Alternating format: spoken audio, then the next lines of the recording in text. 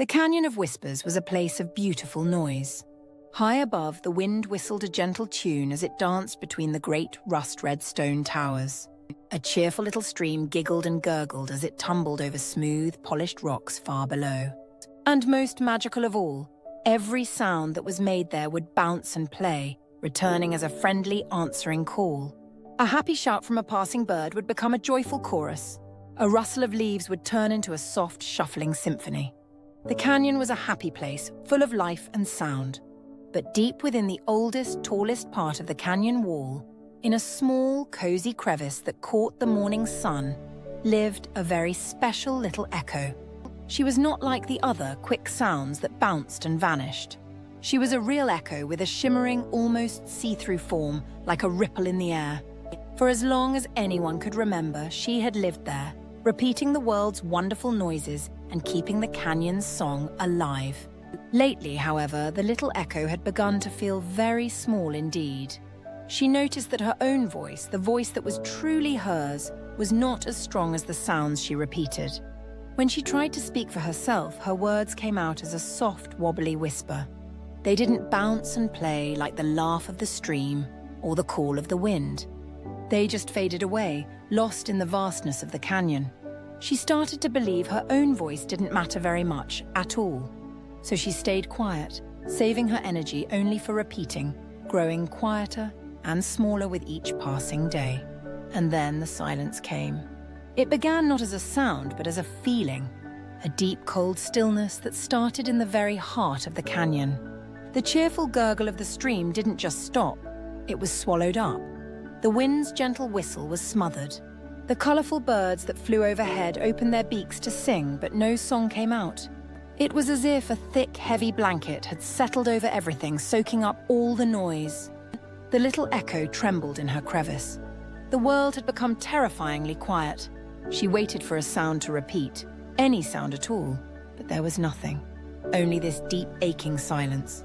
She felt a pang of fear, a cold shiver that wasn't from the air. Her home, the beautiful, noisy Canyon of Whispers, was in terrible danger. High on a ledge, the wise old owl, who usually shared long, hooting conversations with his own echoes, looked down with wide, worried eyes. He could not hoot. He could only shake his feathers in alarm. A family of quick-footed lizards who loved to skitter and scratch their feet to make a tapping rhythm on the stones, skittered now in complete, unnerving quiet. The little echo knew she had to do something. She was, after all, the last echo. She was the only one left who could possibly make a sound. She had to be brave. She had to try to use her own voice. She took a deep, shaky breath, filling her shimmering body with air. She pushed with all her might, wanting to shout, "Hello? Is anyone there?" But what came out was the tiniest, most timid of sounds. A little peep. A squeak so small and faint that it barely left her crevice before the hungry silence swallowed it whole. It was no use. Her voice was too weak. Her heart sank, feeling heavier than a stone. She wasn't strong enough. Her voice didn't matter. She curled up, feeling very alone and very scared. But as she lay there, she remembered the words of the canyon itself. Not words made of sounds, but feelings she had learned over many years. The canyon didn't just repeat noises, it answered them. It didn't just copy, it responded. To have a friend, you must offer a friendly call. To have your sound returned, you must send a true sound out. The canyon needed her. It needed her voice. Not a copy, not a repeat, but her voice. This thought made her sit up straight. Her voice mattered because she was a part of the canyon. She had to try again. But she couldn't just shout. She had to be smart. She had to learn how to make her voice strong. She decided her first challenge was to find a sound that was simple and clear, a sound that was easy to hold on to. She thought of the steady drip, drip, drip of water after a rain shower. It was a sound of patience. She focused all her energy, not on a big shout, but on a single, clear note. A warm humming sound deep in her chest. She let the hum grow, feeling it vibrate through her shimmering form. It felt good. It felt true. And then she let it go. A soft, warm The silence pressed in, trying to swallow it. But the little hum was too steady, too clear. It pushed back against the quiet for just a moment before fading. It wasn't much, but it was something. It was a start. She had made a sound that was hers. Can you make a soft, steady hum like the little echo? Let's try it together, nice and easy. Very good. Encouraged, the little echo knew she needed to be louder. But loud didn't have to mean scary. She thought of her second challenge, making a sound that was bright and happy, a sound that could cut through the gloom. She remembered the delight of the sun warming the canyon walls each morning. She thought of the brilliant yellow sunflowers that grew on the high plateaus. She filled herself with that feeling of bright yellow joy. She pushed that feeling into her voice and let out a cheerful ringing, "Ha!" It was a short, happy burst of sound. A sound of sunshine. It bounced off the inside of her crevice, sounding stronger already. The silence seemed to recoil from its brightness, pulling back just an inch. She did it again, putting more of her happy energy into it. Ha! Ha! Each sound was a little brighter, a little more confident. Can you make a bright, happy ha sound? Let's practice together. Ha! Wonderful. You're helping so much. She was feeling stronger now, her form shimmering a little more brightly.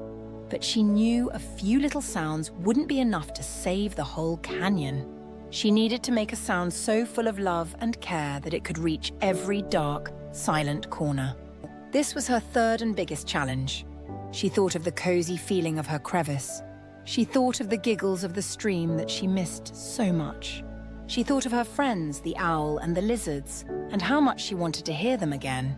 She filled her heart with all this love until she felt she would glow with it. She poured all of that feeling into one great, powerful sound. A sound that was not a shout, but a call of friendship and hope and home. "Hello!" she called, her voice ringing out through the canyon, clear and strong and true. It was her voice, not an imitation, not a copy. It was the sound of the little echo herself. The silence fought back, pushing against the sound, trying to smother it. For a terrifying moment, it seemed like it might work. The little echo's call began to fade. But then something amazing happened. The wise old owl, hearing that brave, clear call, felt a surge of hope. He puffed out his chest and, with a tremendous effort, broke through the silence. A deep, low hoot answered her call. His voice was weak, but it was there. The family of lizards, hearing the owl and the echo, started tapping their feet on the stone. Tap, tappa, tap, tap. A rhythmic answer. The little echo's call reached the highest peaks, and the wind, inspired by her bravery, found its strength again and let out a mighty whoosh. And then, the most magical thing of all occurred. The canyon itself, the great ancient stone, began to answer. It didn't just repeat the sounds. It answered them with its own voice. A low, deep, earthy rumble that came from beneath the ground, a sound of waking up. The canyon was joining the chorus. The little echo's one voice had started a chain reaction. She had not fought the silence alone. She had shown everyone else how to fight it too.